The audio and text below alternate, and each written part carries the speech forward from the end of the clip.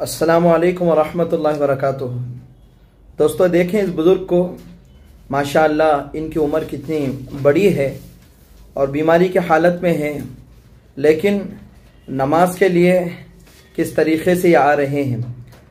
साथ में ऑक्सीजन है, दुश्वारी है, चाहते तो घर में पढ़ सकते थे, शरीयत भी इसकी इजाज़त देती है, लेकिन देखिए किस कदर अल्लाह का खौफ है, अल्लाह से जा मिलने का कितना एहसास है, इस्तेहज़ार है। जब ये ऐसे वक्त में मस्जिद में आकर नमाज अदा कर सकते हैं तो हम लोगों के लिए इसमें कितनी बड़ी इबरत और नसीहत होगी, आप अंदाज़ा लगाएं। अल्लाह हमको नमाज पढ़ने की तौफीक अता फरमाए।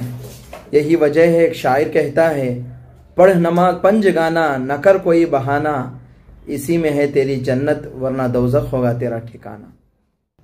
जज़ाकल्लाहु खैरा, अहसनल जज़ा।